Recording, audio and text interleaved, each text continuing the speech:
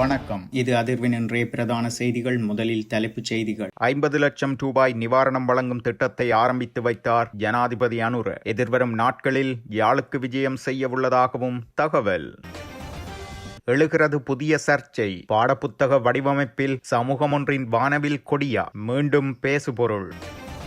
புதிய புயரதங்களை கொண்டு வந்ததை கேள்விப்பட்டிருக்கிறேன். இதுதான் கௌரவ தலைமை தாங்கும் உறுப்பினர் அவர்களே முதலாவது முறை 4 சேவைகள் மட்டக்களப்பில் இருந்து கொழும்புக்கு இருந்த ரயில் சேவைகளை ஒரு சேவையாக மாற்றிய. இந்தியாவுக்கான தரைவழி பாதை அரசாங்கத்தின் நிலைப்பாடு என்ன? நாடாளுமன்றில் பேசப்பட்ட முல்லைத்தீவு சிறுமி டினோஜா விவகாரம். அர்ச்சுனா எழுப்பிய கேள்வி, அமைச்சரின் பதில். குழந்தைகளுடைய பெற்றோர் அம்மருந்துகளுக்கான சம்மதத்தை வழங்கியிருந்தார்களா? 12வது கேள்வி. தேசிய மக்கள் சக்திக்கு சவால் விடுத்த ஸ்ரீலங்கா பொதுஜன பெரமுன. டக்ளஸ் தேவானந்தா பிணையில் செல்ல அனுமதி. முன்னாள் அமைச்சர் மற்றும் மகன்களுக்கு நீதிமன்றம் பிறப்பித்த உத்தரவு. நீதிமன்றத்தில் தீர்ப்பு கொடுக்கப்பட்டிருக்குது. அதுக்கு நான் தலைவணங்குறேன். அனுரா ஜனாதிபதிக்கும் நன்றி சொல்ல விரும்புகிறேன். இன்றைய தினம் திருகோணமலை யாழ்ப்பாணத்திற்கிடையில் கரை கடக்கும் தாளமுக்கம். வெளியான வானிலை அறிவிப்பு. 83 கிராம் ஹெரோயின் போதைப்பொருள் வைத்திருந்த குற்றவாளிக்கு கொழும்பு மேல் நீதிமன்றம் ஆயுள் தண்டனை. கொழும்பில் மூடை சுமக்கும் தொழிலாளர்களுக்கு இன்று விசேட மருத்துவ முகாம். மதில் பாஞ்சு கள்ளத்தோசை சாப்பிட போய் கடைசியா படிப்பிக்கிறேன்னு சொல்லி கூட்டிக் கொண்டு போன பிள்ளையே கல்யாணம் காட்டினால் நான் இல்லை. புத்தள பாராளுமன்ற உறுப்பினர் சொல்லி இருக்கிறார், முழங்கால இருந்து வீடியோ போடுறாங்க. நான் உண்ட கேள்வியாக விரும்புகிறேன். உங்கள்ட என்பிபில ஒரு பாராளுமன்ற உறுப்பினர் வழக்கு போடப்பட்டிருக்கிறது போன் கள்ளன். இப்படியானவர்கள் வடக்கு மாநிலத்தை நீங்க வச்சிருக்கிறீங்க. நான் இந்த பாராளுமன்றத்துக்கு வந்தது தோசை சாப்பிட இல்லை, அது உங்களுடைய பிரதமர் என்று சொல்லிக்கொண்டு.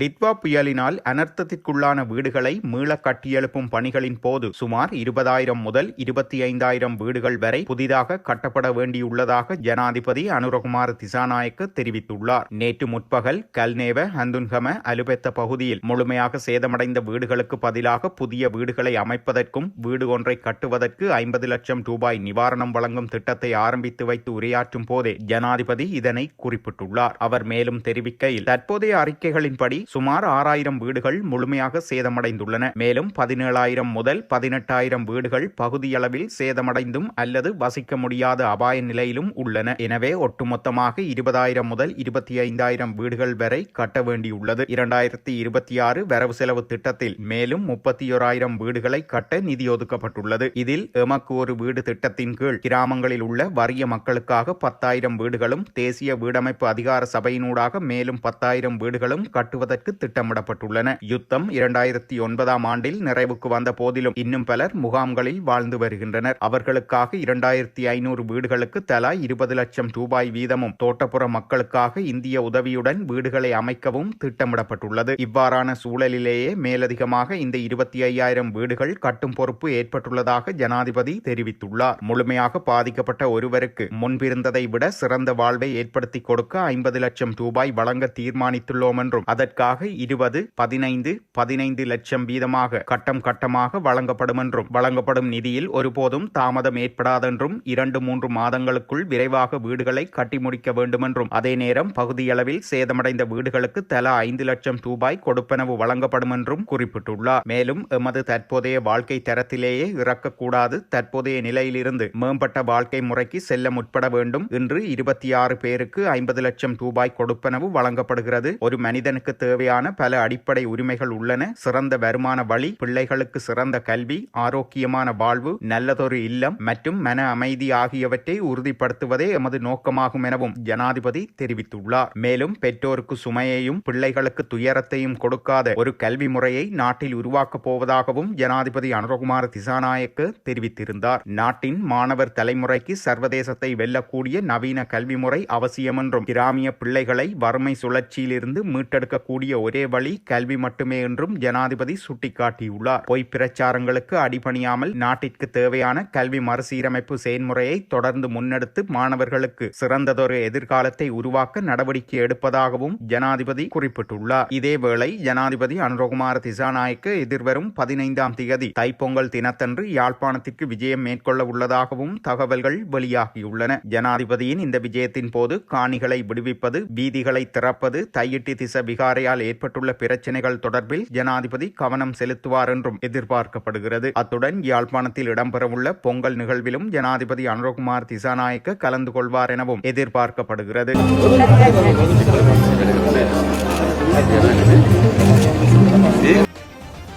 புதிய கல்வி சீர்திருத்தங்களின் கீழ் அறிமுகப்படுத்தப்பட்ட பாடப்புத்தகங்களின் வடிவமைப்பில் பயன்படுத்தப்படும் வண்ண சேர்க்கைகள் குறித்து சமூக ஊடகங்களில் சமீபத்தில் ஒரு விவாதமும் விமர்சனமும் எழுந்துள்ளது. இந்த பாடப்புத்தகங்களின் அட்டை படங்களுக்கு பயன்படுத்தப்படும் வண்ண வடிவங்கள் உலகெங்கிலும் உள்ள LGBTQ சமூகத்தை குறிக்க பயன்படுத்தப்படும் வானவில் கொடியை ஒத்திருப்பதாக குற்றச்சாட்டுகளை முன்வைக்கும் தரப்பினர் சிலர் சுட்டிக்காட்டுகின்றனர். பாடப்புத்தகங்களின் வடிவமைப்பில் பயன்படுத்தப்படும் வண்ணங்களின் தேர்வு வெறுமனே தற்செயல் நிகழ்வு அல்ல என்று சமூக ஊடக ஆர்வலர்கள் வாதிடுகின்றனர். இதுபோன்ற சின்னங்களை மறைமுகமாக இளம் குழந்தைகளின் மனதில் புகுத்துவது கலாச்சார பிரச்சினைகளை உருவாக்கும் என்று விமர்சகர்கள் கூறுகின்றனர். கல்வி சீர்திருத்த செயன்முறையின் வெளிப்படைத்தன்மை மற்றும் பாடப்புத்தக ஒப்புதல் செயன்முறை குறித்தும் கேள்விகள் எழுப்பப்பட்டுள்ளது. முல்லைத்தீவு மாவட்ட வைத்தியசாலையில் உயிரிழந்த 12 வயது சிறுமியான குகணேசன் டினோஜாவின் மரணம் தொடர்பில் சுகாதார அமைச்சு மேலதிக விசாரணைகளை முன்னெடுத்து வருவதாக சுகாதார அமைச்சர் நலிந்த ஜெயதிச நாடாளுமன்றில் தெரிவித்துள்ளார். நாடாளுமன்றில் முல்லைத்தீவு சிறுமியின் மரணம் தொடர்பில் நாடாளுமன்ற உறுப்பினர் ராமநாதன் அர்ச்சுனா கேள்வி எழுப்பியிருந்தார். அந்த குழந்தைக்கு வழங்கப்பட்ட மருந்து சாதாரண வைத்தியர் ஒருவரால் சிறப்பு வைத்திய நிபுணர் இல்லாத நிமிடங்களில் வழங்கக்கூடிய ஒரு மருந்தா? 11வது கேள்வி, குறித்த குழந்தைக்கு வழங்கப்பட்ட மருந்துகள் தொடர்பாக பெற்றோருக்கு அறிவுறுத்தல் வழங்கப்பட்டதா? குழந்தையுடைய பெற்றோர் அம்மருந்துகளுக்கான சம்மதத்தை வழங்கியிருந்தார்களா? 12வது கேள்வி, குழந்தை இறந்த பின்னர் குறித்த குழந்தையின் மரணம் தொடர்பாக பெற்றோருக்கு தெளிவுபடுத்தப்பட்டதா?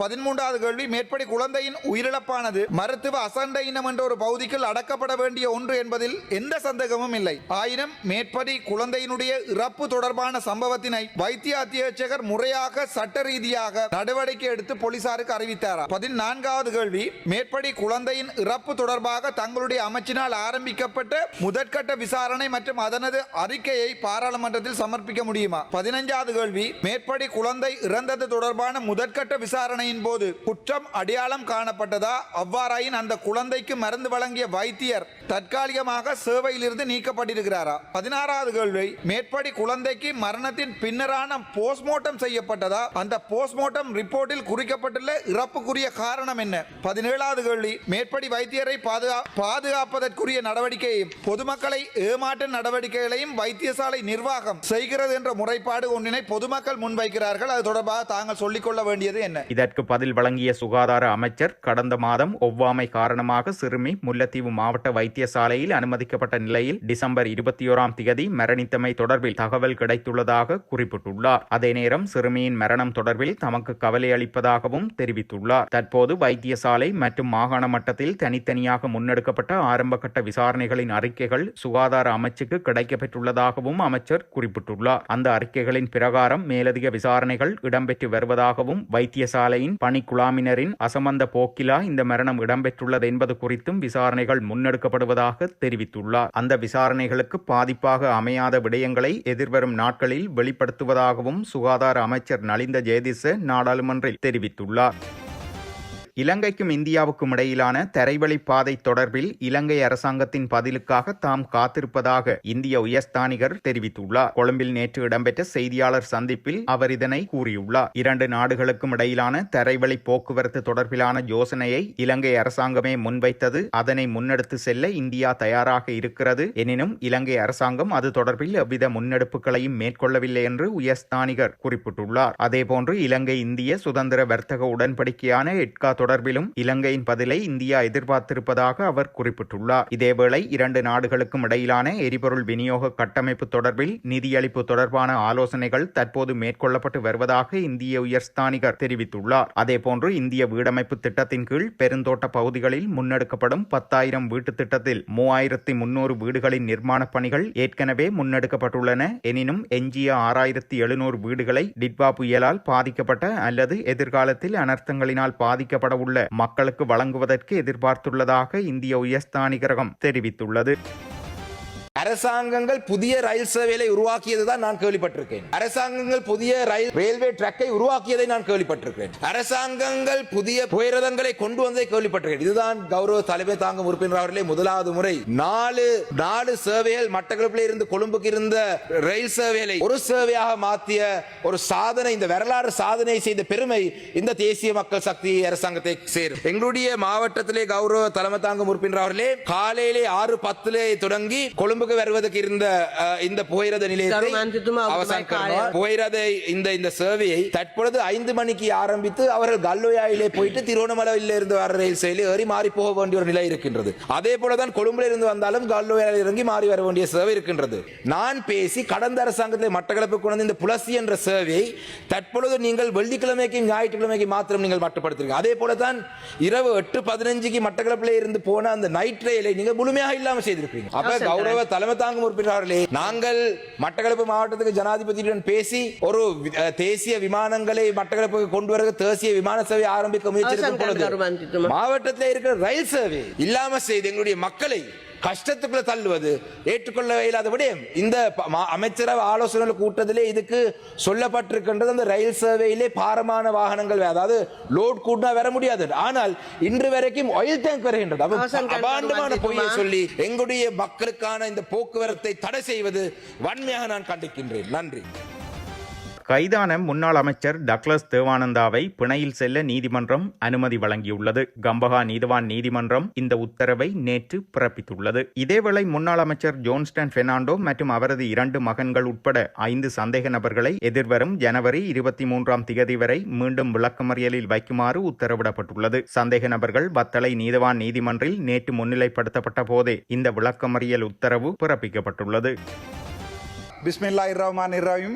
முஸ்லீம் சகோதரர்களுக்கு வணக்கம். இன்றைக்கு புத்தளத்தை சேர்ந்த முஸ்லீம் நண்பர்கள் தொடர்பாக கதைக்க அதுக்கு முன்னம் ஜாழ்ப்பாணம் என்று சொன்ன உடனே ஒரு வசனம் ஐயா, நான் மதில் வாஞ்சு கள்ளத்தோசை சாப்பிட போய் அம்பிட்டு ஓடினால் இல்லை. உங்களுக்கு நான் சொல்றேன் தெளிவா, மதில் வாஞ்சு கள்ளத்தோசை சாப்பிட போய் கடைசியா படிப்பிக்கிறேன்னு சொல்லி கூட்டி கொண்டு போன பிள்ளையே கல்யாணம் காட்டினால் நான் இல்லை. அதோட நான் என்னுடைய முஸ்லீம் சகோதரருக்கு வர, நான் ஒரு தமிழன். 1976ஆம் ஆண்டு இந்த பாராளுமன்றத்தில் முஸ்லீம் மக்கள் தொடர்பாக கதைக்கப்பட்டதன் பிறகு நான் நினைக்கிறேன் வரலாற்றிலே மறுபடியும் ஒரு தமிழ் தலைவன் 1991ஆம் ஆண்டு வடக்கு மாநிலத்தில் ஜாழ்ப்பாணத்திலிருந்து முஸ்லீம் மக்களை வெளியேற்றின என்று பிழை என்றதையும் சொல்லிக் கொண்ட ஒரு தமிழனாகவும், அதே நேரத்தில் இன்றைக்கு புத்தளத்தில் பிஸ்மில்லாஹிர்ரஹ்மானிர்ரஹீம் அதை சொல்றதால என்னுடைய ஆகமம் பாதிக்கப்படாது. நான் ஒரு தமிழன், இந்து. ஆனால் நான் ஆசைப்படுகிறேன் சகல மதங்களை சம மதமாக பார்ப்பதற்கு. வெட்கம் உங்களோட புத்தளத்தில் இருக்கிற பாராளுமன்ற உறுப்பினர் வெட்கம். கண்ட இனம் தன்னுடைய முஸ்லிம் மக்கள் இப்பவும் 6ஆம் தேதி அனுப்பின வீடியோ இருக்கு. 319 குடும்பம் தன்னுடைய வீடுகளுக்கு வந்து 25,000 பிச்சை காசு ஐயா. அந்த பிச்சை காசை தரமாட்டேன்றதுக்காக உங்களோட பாராளுமன்ற புத்தள பாராளுமன்ற உறுப்பினர் சொல்லி இருக்கிறார். முழங்கால இருந்து வீடியோ போடுறாங்க. நான் உண்ட கேள்வி கேட்க விரும்புகிறேன். அந்த அளவுக்கு ஒரு முஸ்லிம் சமூகத்தை தன்னுடைய பாராளுமன்ற உறுப்பினரை இந்த ஜேவிபி காண்டி அடி அடிக்கிறதுக்காண்டி தோசை சாப்பிடுறதுக்காண்டி 6வது பாராளுமன்றத்தில் இன்றைக்கு தோசை, மத்தியானம் தோசை. அதே நேரம் எங்கிட்ட முழு பாராளுமன்ற உறுப்பினர் NDP மேயர் முழு பேரும் சாப்பிடுற தோசை. ஆனா நாங்க தோசை சாப்பிடுறோம், நாங்க வடையும் வாழைப்பழம் தான் சாப்பிடுறாங்க. வெட்கம். தன்னுடைய முஸ்லிம் சமூகத்தை கூட அந்த 25,000 வேண்டி கொடுக்கிறான்னு 319 குடும்பம் கடிதம் எழுதி அனுப்பி இருக்குது. இன்றைக்கும் 6ஆம் தேதி தலைக்கு மேல தண்ணி நிக்குது. அந்த இடத்த சொல்றேன் நான். எங்கேண்டு விருதோட வட்டாரம் 601 கீழே புழுதிவயல் பிரதேசத்துல GS கிராம சேவகர், அவருடைய பேர் வந்து முசாஃபிர், அவர் ஒரு முஸ்லிம். அதே நேரம் அங்கே இருக்கிற DS அவரோட பேர் முந்தல் GS அவரோட பேர் வந்து இமேஷா பெரேரா. வெக்கமையா, அவங்க உங்களோட கேட்கிற ஒரு 25,000 காசு 2 லட்சம் 3 லட்சம் 10 லட்சம் 15 லட்சம் என்று போயிருக்கிற நேரத்தில் அந்த முஸ்லிம் மக்கள் இந்த NBP பிச்சைக்கார அரசாங்கத்திட்ட கேட்கிறது ஒரு 25,000 காசு. தெற்குல 75,000 50,000 கொடுக்குறீங்க. தண்ட சொந்த இனத்துக்கு எனக்கு விளங்கையில இவர் 5 நேரம் தொழுறாராண்டு. தண்ட சொந்த இனத்துக்கு எனக்கு ஒரு முஸ்லிம் நண்பர்கள் எடுத்து கவலைப்பட்டாளுகிறார்கள். தம்பி, நீ ஒரு தமிழன், உன்னை எனக்கு என்னுடைய முக புத்தகத்தில் என்ன கூட விமர்சிக்கிறது முஸ்லிம்கள். ஆனால் இன்றைக்கும் நான் எனக்கு கிடைச்ச 7 நிமிஷத்துல நான் வடக்கு மாநிலத்தில் எத்தனையோ விடயங்கள் கதைக்கிற இருக்கிறது. ஆனால் நாங்கள் இன்றைக்கோ ஒரு நாள் ஒரு முஸ்லிம் சமூகத்துக்கு துரோகம் செய்திருக்கிறோம் என்று என்னுடைய மனச்சாட்சி, இது என்னுடைய தனிப்பட்ட ராமநாத நச்சுனாவினுடைய மனச்சாட்சி சொல்லுகிறது. விளவிட்டு இருக்கிறோம். அதனால தான் இன்றைக்கும் தந்திருக்க 7 நிமிடத்தில் கதைக்கிறேன். அதை விட அறுவை காடு எனக்கு விளங்க. அந்த முஸ்லிம் ஃபைசர் மந்திரத்துமா நிற்கிறார் வரியல தண்ட இனத்துக்கு கொண்டு கொழும்புல சேரிக்கிற குப்பையை கொட்டுறாங்க. வெக்கமே இல்லையா? எவ்வளவு பெரிய போய். உங்களுக்கு 5 வருஷம் தான் பாராளுமன்றம், அதுல எந்த சந்தேகமும் இல்லை. முஸ்லிம் ஜனம் ஒரு வாக்கு போடாது. இன்றைக்கு கூட கண்ணு நட சொல்லிக்கிறார் இல்ல அப்ப எல்லா இடம் கொடுத்தாச்சு. எனக்கு வீடியோவை அனுப்புறாங்க. தாங்கள் போய் காத்திருக்காங்க. இவர் என்ன செய்திருக்கிறார் என்றால் தன்னுடைய பிரதேச உறுப்பினர் அவர் பேர் ஃபெரோஸ் கான் அனுப்பி என்பிபிக்கு சப்போர்ட் பண்ற குடும்பங்களுக்கு மட்டும் தான் 25,000 ரூபாய் கொடுத்திருக்கார். வெக்கமா இல்லையா? உங்களை நினைக்கவே வெக்கமா இருக்கு. அதை விட எங்கட ரஜீவன் போன்றாங்க சொல்லணும் இனத்துரோகிகள் அல்ல. பாராளுமன்ற உறுப்பினர் ரஜீவன் போன்றாங்க இனத்துரோகிகள் அல்ல, கோடாலி காம்புகளும் அல்ல. இவர் எங்களுடைய ஸ்ரீதரன் பாராளுமன்ற உறுப்பினரோட போய் நின்ற படம் இது. அதுக்கு பிறகு இவர் எங்கட சுமந்திரனோட போய் நின்ற படம் இது. எங்களை பொறுத்தவரை இந்த அரசியலுக்கு ஆடி வந்து நக்ராக்கள் நாங்கள் இல்லை. நான் தமிழன். நான் சுவாதீனமாக இந்த பாராளுமன்றம் வந்து ரஜீவன் போன்றார்கள் வெக்கப்பட ஒண்ணும் மதில் பாஞ்சு போய் தோசை சாப்பிட்டு அடுத்த போன் களவெடுத்து கள்ள உங்கள்ட்ட என்பிபி இல்ல ஒரு பாராளுமன்ற உறுப்பினர் வழக்கு போட போன் கள்ளன் இப்படியானவர்கள் தான் வடக்கு மாநிலத்தில் நீங்க வச்சிருக்கிறீங்க. அதை நான் டிசிசி மீட்டிங்ல இந்த தூசண வார்த்தை கதைக்கல. நான் இங்க வந்து இந்த பாராளுமன்றத்தில் அந்த தூசண வார்த்தை கதைத்ததை தான் முறைப்பட்டிருக்கேன். ஆனா நீங்களால் அதை பற்றி கதை கேளு என்ன வெக்கமென்றால் வழிவடக்கு காடி விடிவு பற்றி ஒரு வசனம் கதை கேளாது. இந்த செம்மறி என்று சொன்னா செம்மறி ஆடு வாயால கதை கேளுமண்டா අවසන් කරගමු தப்பற விசாய் செம்மறி ஆடு வாயால கதை கேளுமண்டா அந்த செம்மறி ஆடு எனக்கு சொல்ல அர்ச்சுனா என்ன செம்மறி என்று சொல்லாத இந்த செம்மறி என்று சொல்லாதா எனக்கு ஒரிஜினல் செம்மறி எனக்கு வலிக்குது. செம்மறியை விட கேவலமான ஒரு கூட்டம் வழிவடக்கு காணிகளை பற்றி விரிக்கிறார். தப்பறதாக வழிவடக்கு காணி விடிப்பு பற்றி கதை கேளாது, தையடி பட்சரை பற்றி கதை கேளாது, மக்களுடைய காணிகள் ஆமிகார் பிடிச்சு வச்சிருக்காங்க அதை பற்றி கதை கேளாது, அந்த 169 மில்லியன் இண்டோ ஸ்டேடியம் அதை பற்றி கதை கேளாது. பெரிய ஜென்டில்மேன் மாதிரி வசனங்கள் பாவிக்க நான் சொல்றார். நான் இந்த பாராளுமன்றத்துக்கு வந்தது தோசை சாப்பிட இல்லை, அது உங்களுடைய பிரதமர் என்று சொல்லிக்கொண்டு நன்றி வணக்கம்.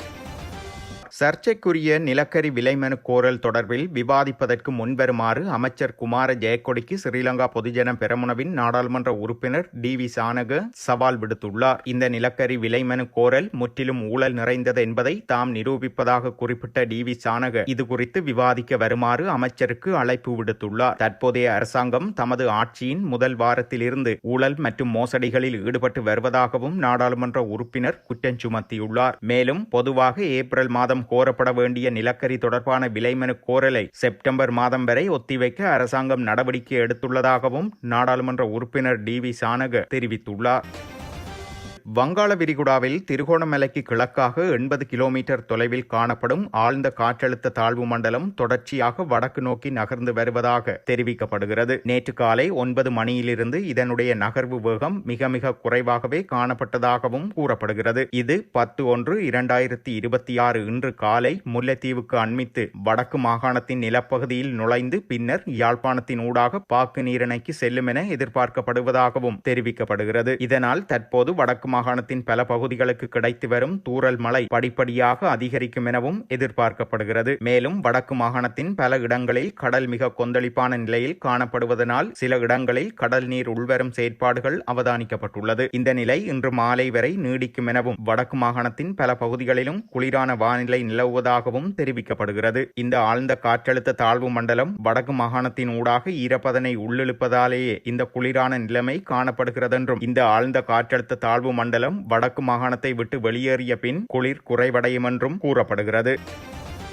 கொழும்பு நகர் பகுதியில் மூடை சுமக்கும் தொழிலாளர்கள் மற்றும் அவர்களின் குடும்ப உறுப்பினர்களுக்காக தொற்றாத நோயை கண்டறியும் விசேட மருத்துவ முகாம் இன்றைய தினம் சனிக்கிழமை காலை 8 மணி முதல் நடைபெற உள்ளதாக சுகாதார மற்றும் ஊடக அமைச்சின் ஊடகப் பிரிவு தெரிவித்துள்ளது. இம்மருத்துவ முகாமானது கொழும்பு கோட்டை முஸ்லிம் பெரிய பள்ளிவாசல் வளாகத்தில் இன்று காலை 8 மணி முதல் இடம்பெறும் எனவும் இங்கு இரத்த பரிசோதனைகள், பல் மற்றும் கண் சிகிச்சை முகாம்கள் உட்பட மொத்தம் 10 வகையான சிகிச்சை மருத்துவ பிரிவுகள் இங்கு செயற்பட உள்ளன. இந்த விசேட வேலை திட்டமானது கொழும்பு கோட்டை பகுதியில் பணியாற்றும் தொழிலாளர்களின் நலனை கருத்தில் கொண்டு ஏற்பாடு செய்யப்பட்டுள்ளதாக அமைச்சின் அறிக்கையில் மேலும் தெரிவிக்கப்பட்டுள்ளது. இத்துடன் செய்திகள் நிறைவடைகின்றன. மறக்காமல் அதிர்வு சேனலை லைக் மற்றும் சப்ஸ்கிரைப் செய்து கொள்ளுங்கள்.